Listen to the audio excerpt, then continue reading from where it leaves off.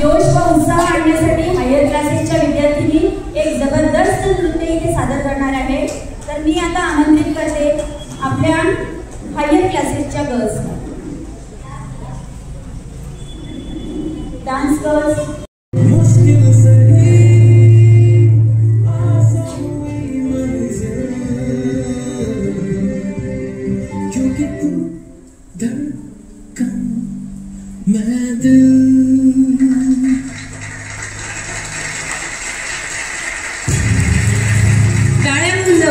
हमारी सारी गलतियों को वो माफ करते हैं, बहुत गुस्से में होकर भी हमें प्यार देते हैं, क्योंकि दिलों में हमेशा दुआएं होती हैं। ऐसा करने वाले सिर्फ और सिर्फ हमारे ग्रैंड पेरेंट्स होते हैं।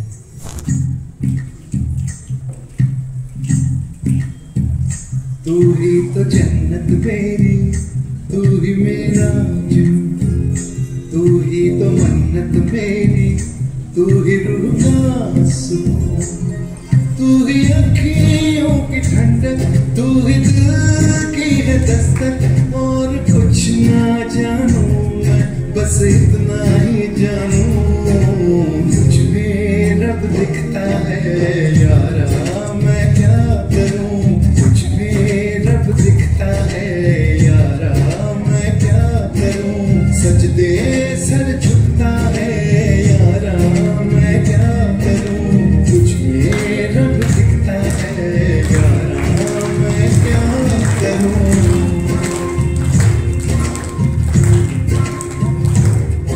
दादा और दादी वो नहीं जिनसे रोज बात हो, दादा दादी वो है जो भले ही हमसे दूर पर दिल में हमेशा हमारे पास है।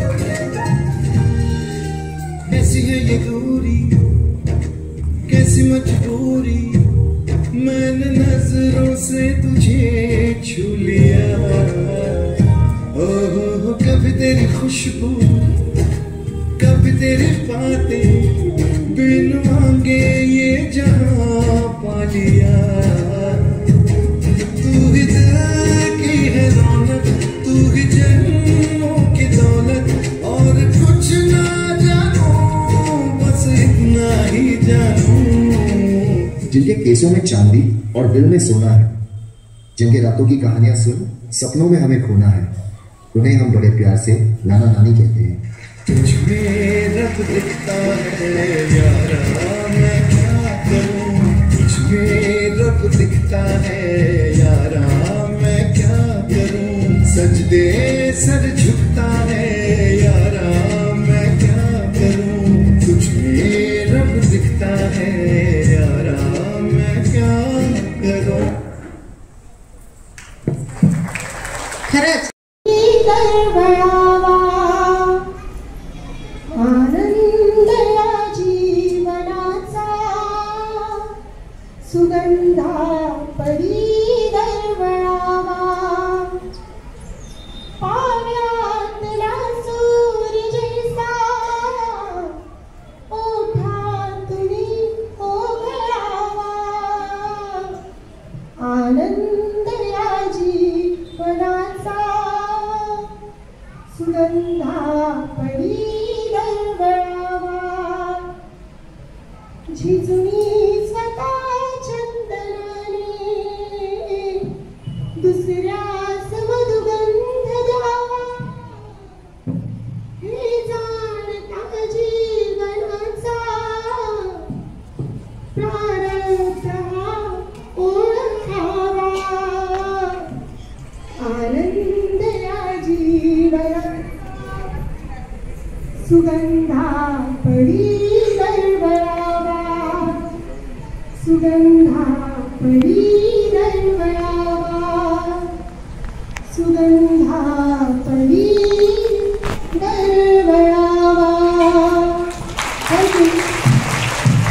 नाशिकचं नातं एक म्हणजे फार वेगळं आहे.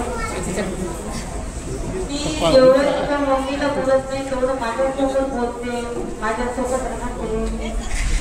आणि तू मंदिरासाठी मला पण येऊ दे असं म्हणते. तिच्या मम्मीला तिची एवढी हिंमत होत नाही बोलण्याची, पण माझ्यासोबत ती एकदम मैत्रिणीसारखं राहते.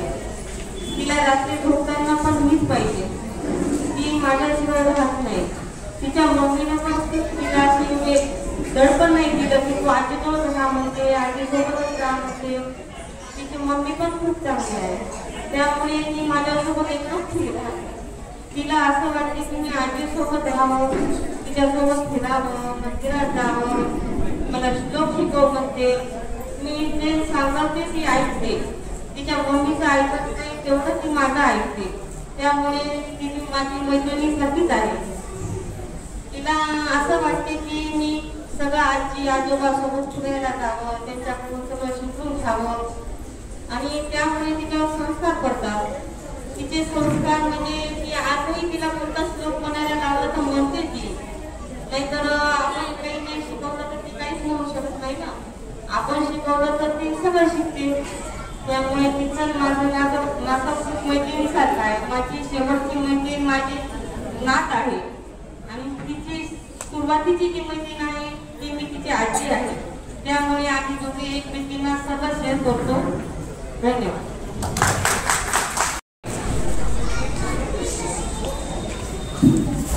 माँ सरस्वती को वंदन करते हुए मंच पर मेरे जो गुरुजन वर्ग है उसमें तो मेरे विद्यार्थी भी हैं, सभी को यहाँ मंच के और पूरे पैनल की तरफ से सादर अभिनंदन प्रदान करता हूँ। और मैं तो प्रारंभ मेरा प्रभुत्व मराठी और हिंदी दोनों बात आता मैं चाहता हूँ कि मैं आपको मराठी बोलने का प्रयत्न करूँगा। वास्तविक पाहता डायरेक्ट ते म्हणजे हा आजोबाचं कौतुक करण्याचा दिवस गणला जातो, मानला जाते किंवा आजोबाचं कौतुक करायचं. पण वास्तविक माझ्या आयुष्यामध्ये मी पाहिलं की मी जेव्हा उदासीनतेकडे वळलेला आहे आणि काहीतरी प्रकरण घडलेलं आहे, माझ्या डोक्याची मानसिकता बिघडलेली आहे, अशा ठिकाणी जेव्हा घरात माणूस प्रवेश करतो आणि एक आवाज येते, बाबा आगे, बाबा आगे, बाबा आगे, आजोबा आगे, आजोबा आगे, सर्व विसरून जातो माणूस. तो एक आनंदी क्षण, आणि त्यांना वळण देण्याचं काम या शाळेमार्फत होते. मी परत सर्वांचं कौतुक करतो, आणि माझ्याप्रमाणे प्रत्येकाच्या मनात एक भावना आहे की आपला मुलगा हा संस्कारशील झाला पाहिजे, आणि त्याकरता या ठिकाणी मी पाहिलं काहीतरी संस्कार देण्याचे उपक्रम राबविला जातात. मी परत सर्वांचं अभिनंदन करतो आणि माझ्या परिषदेला विराम देतो.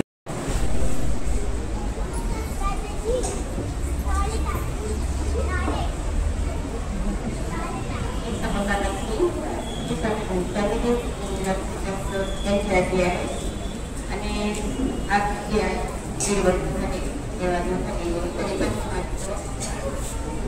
माझ्याजवळ खूप छान राहते, तिची दिनचर्या पण खूप छान आहे, आणि मॅडमने सांगितलेला अभ्यास वगैरे बरोबर व्यवस्थित करून आम्हाला कोणत्याच गोष्टीचा त्रास नाही आहे.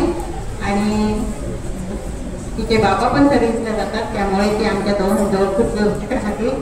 रात्री झोपताना पण मी तिला करून पाहिजे. आणि तिच्या मॅडमचे एवढे तिने ॲडजस्ट केलेलं आहे मॅडमने तिला, त्यांचे पण आभार मानून आम्ही खूप खूप द्यावं.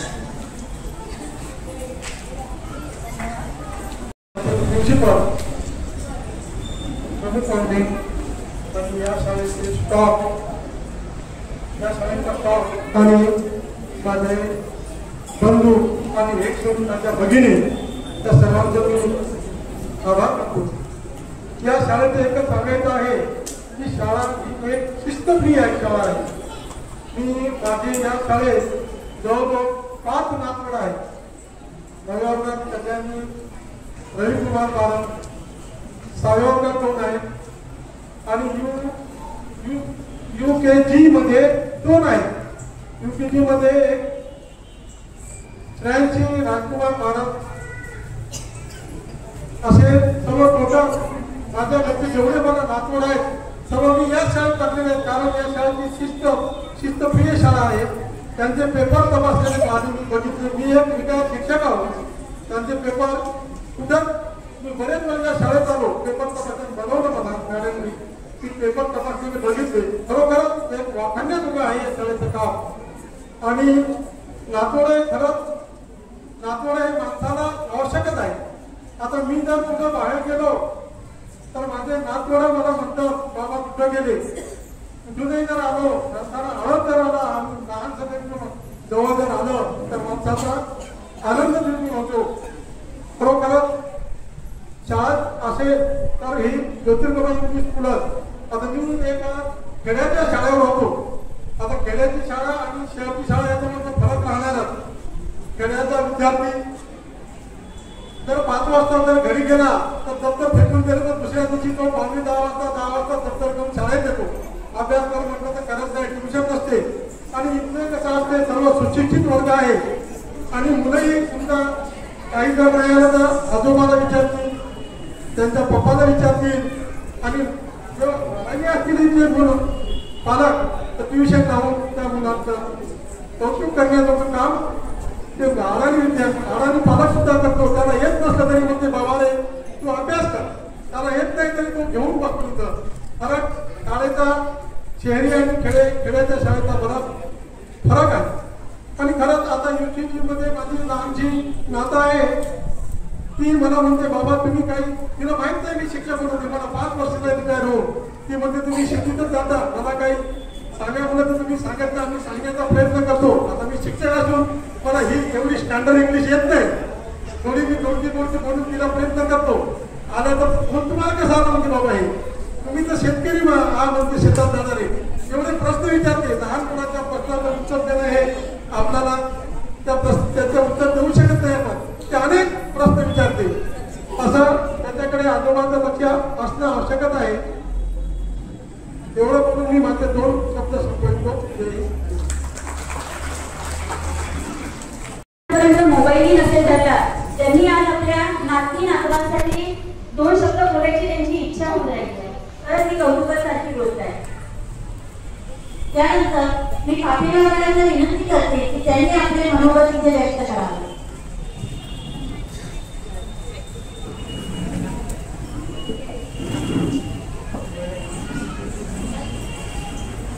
व्यासपीठावर उपस्थित शाळेचे मुख्याध्यापक श्री प्रजापती सर, उपमुख्याध्यापक श्री शेंगर सर, माझे सहकारी शिक्षक वृंद आणि आजच्या या खास कार्यक्रमासाठी आमंत्रित असलेले इथे जमलेले आजी आजोबा, सर्वप्रथम सर्वांना आजी आजोबांना मी ग्रँड पॅरेंट्स डे म्हणजेच आजी आजोबा दिवसाच्या खूप खूप शुभेच्छा देते.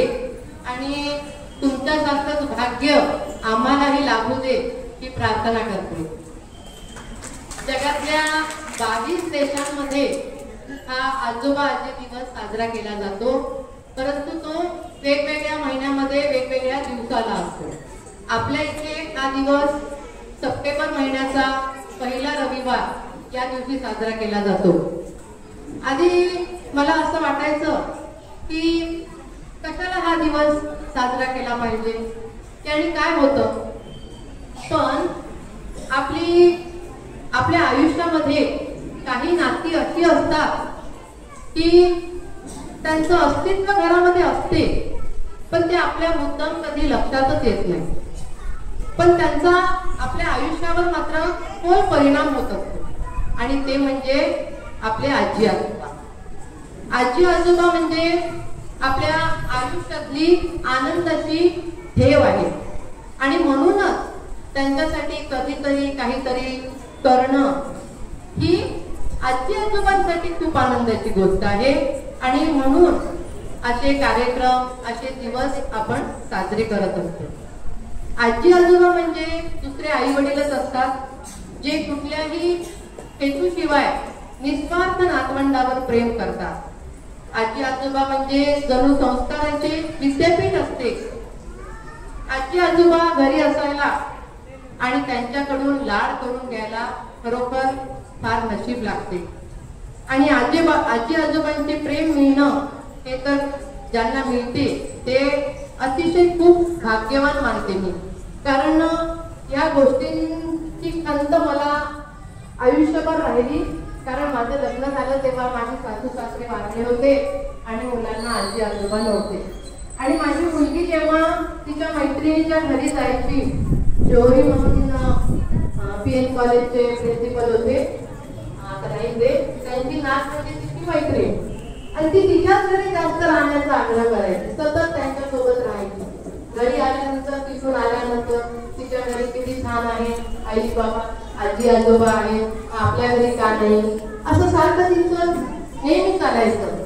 पण आज मला ही आनंदाची गोष्ट आहे की तिचं लग्न झाल्यानंतर तिला पूर्ण कंप्लीट फॅमिली मिळाली, सासू सासरे आणि आजी. आणि त्या आजीचं आणि तिचं नातं इतकं मैत्रीचं आहे ते मला पाहून खूप आनंद होतो. जीवनातली जी तिची खंत होती ती पूर्ण भरून निघाली. आणि परत एक गोष्ट मला सांगावीशी वाटते आजी आजोबांबद्दल, की शंभूराजे अगदी 2 वर्षाचे असताना सईबाई अंथरुणावर खेळून होत्या तेव्हा त्यांनी शंभू बाळाचा हातात हात घेत जिजाऊंच्या हातात हात दिला आणि मी याची जबाबदारी तुमच्यावर सोपवते असं सांगितलं. तेव्हा एका आईने नुसता शिवबा घडवला नाही तर आपला नातू असा घडवला की ज्याने मरणाचाही इतिहास केला आणि इतिहासाच्या प्रत्येक पानावर तो अभेद्य राहिला. आणि म्हणूनच आजी आजोबांनी आपल्या कुटुंबासाठी केलेले कष्ट, त्याग हा पुढील पिढीसाठी एक सुखी आणि आनंदाचा ठेवा असतो. आणि म्हणूनच आपल्या घरातल्या वृद्ध मंडळींची, आजोबाजोबांची काळजी आपण घेतली पाहिजे, त्यांना प्रेम दिलं पाहिजे. अशा या आजी आजोबांसाठी मी काही ओळी म्हणते. आजी आजोबांशिवाय घराला नाही घरपण, शिस्त आणि संस्कारासाठी त्यांचं असतं मनावर दडपण. त्यांच्या नुसता घरात असण्यात कुणाची वाकडी पडत नाही नजर, पहाटेपासून लक्ष्मीचा जणू घरात असतो वावर. असा हा आधारवड घराघरात जपला पाहिजे. आजी आजोबा असण्याचा आनंद गगनात टिकला पाहिजे, आनंद गगनात टिकला पाहिजे. आणि अशा या सर्व गुण आजी आजोबांच्या चरणी माझा साष्टांग धन्यवाद. आणि इथेच मी थांबते. धन्यवाद.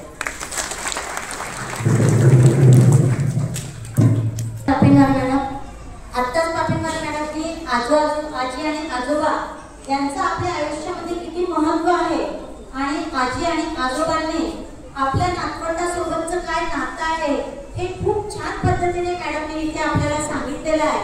आणि खरंच आयुष्यामध्ये आजी आजोबा असणं किती गरजेचं आहे हे प्रत्येकाला जाणवत असतं. फक्त त्या काळाच्या गरजेमुळे आणि आजच्या शिक्षणाच्या या काळामध्ये ते कुठेतरी दुसरं होत चाललेलं आहे. तर तेच नातं पुन्हा प्रफुल्लित व्हावं, तेच नातं पुन्हा फुलावं या उद्देशाने असे ग्रँड पॅरेंट्स डेचे जे उपक्रम आहे ते शाळांमधून साजरे केले जातात. तुमच्या गोष्टी तुमची माया, शब्दात नावेना तुमची छाया. तुमच्या गोष्टी तुमची माया, शब्दात नावेना तुमची छाया. प्रत्येक क्षण तुमच्यामुळे खास वाटतो. आजोबा आजी तुमच्यावर जीवापाड प्रेम करावंसं वाटतं. खरंच मॅडम. आता मी यानंतर आदरणीय प्रजापती सरांना विनंती करते की त्यांनी आपले विचार आपल्यासमोर मांडावे. सारे ग्रैंड पेरेंट्स को देख करके, इतने सारे दादा दादी और नाना नानी को देख करके सच में बहुत गर्व महसूस हो रहा है कि आज भी फैमिली में, एक परिवार में ग्रैंड पेरेंट्स को, वृद्धजनों को इतना सम्मान मिल रहा है. अभी मैडम ने बताया कि ये जो ग्रैंड पेरेंट्स डे है ये पूरे विश्व में 22 देशों में मनाया जाता है और उनमें से मनाने वाला भारत भी एक है. भारत में जो है ये दादा दादी और नाना नानी का रिश्ता ये बहुत ही अलग है और उसमें हमारी जो ये पीढ़ी है दादा दादी की और नाना नानी की, ये तो एक विशिष्ट पीढ़ी है, क्योंकि इस पीढ़ी ने इतने सारे बदलाव देखे हैं जितना बदलाव इसके पहले किसी ने नहीं देखा और इसके आगे भी कोई नहीं देखेगा। यही हमारी पीढ़ी है जिसने सारे न्यूज और सारे एंटरटेनमेंट रेडियो के जरिए हासिल किया। हमारा जमाना रेडियो का था, मेरा बचपन रेडियो का था। आज रेडियो लुप्त हो चुका है, उसकी जगह मोबाइल ने ले ली है, टीवी ने ले लिया। उस वक्त हमने कभी सपने में सोचा भी नहीं था कि हम लोग जो है अपने से जो दूर है उनसे ऐसे वीडियो पर देख करके बातें कर सकते हैं करके, ये हमने सपने में सोचा भी नहीं था और आज हम ऐसी बातें करते हैं।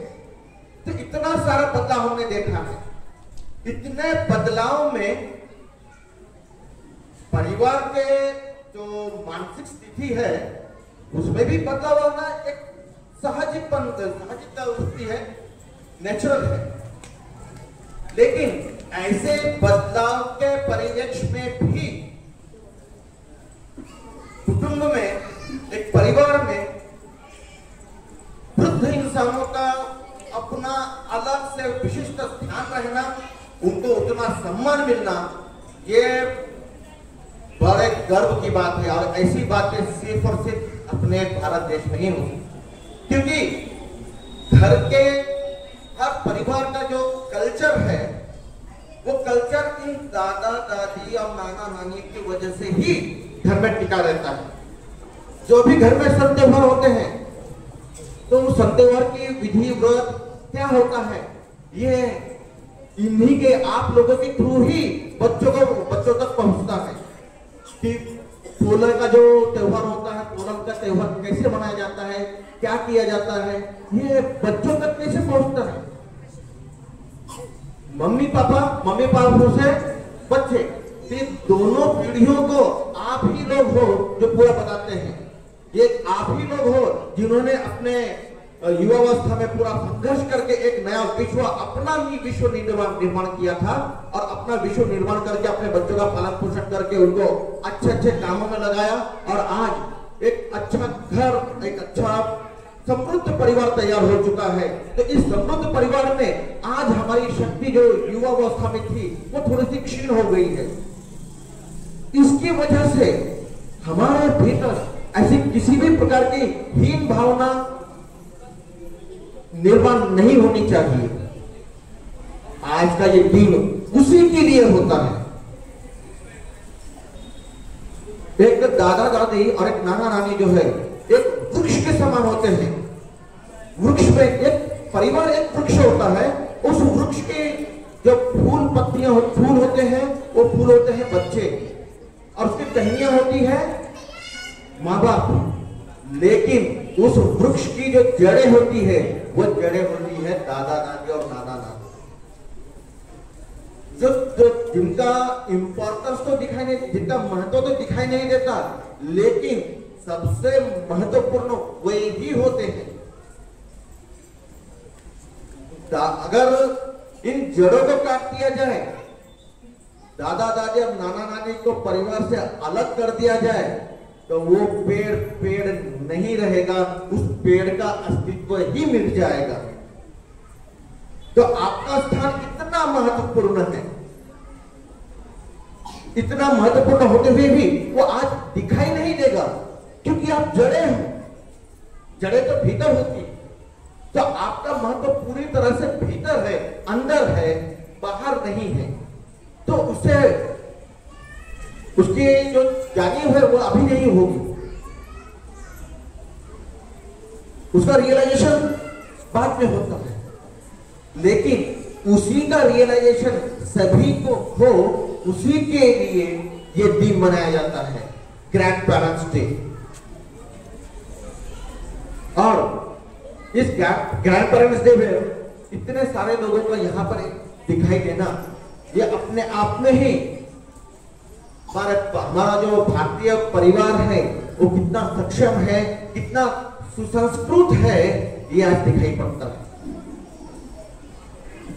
अभी तो मेरे साथ में बैठे फुलमकर सर जी जो है, उन्होंने भी अपना एक मनोगत व्यक्त किया वहीं पे बैठे बैठे। उन्होंने कहा कि मुझे यहाँ पर आकर के बताना थोड़ा सा मुश्किल जाता है कि जिस दिन उनकी बच्ची जो पहले दिन स्कूल में गई, स्कूल से लौटकर आई, तो उसने आकर के पूछा, दादा तुम्हारे आंखों में आंसू क्यों है?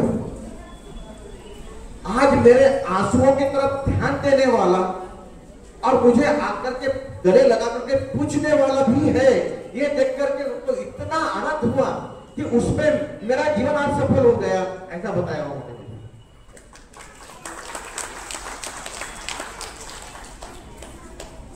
और सच में आप लोगों को देख करके मुझे ऐसा लगता है कि मेरा भी भविष्य आप ही की तरह होना चाहिए।